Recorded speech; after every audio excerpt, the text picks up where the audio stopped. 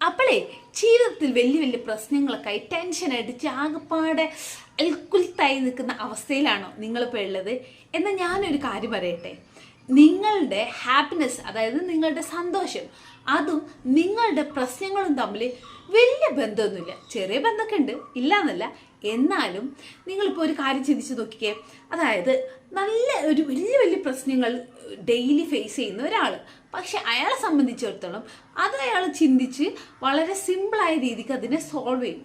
വേറൊരാളെടുക്കുക, അയാൾ ചെറിയൊരു കുഞ്ഞു പ്രശ്നമാണെങ്കിൽ പോലും അത് ആലോചിച്ച് വലിയ പ്രശ്നമാക്കി അതാണ് പ്രശ്നം, എൻ്റെ ജീവിതം ഇവിടെ തീർന്നു എന്ന് ചിന്തിക്കുന്ന ഒരാളായിരിക്കും.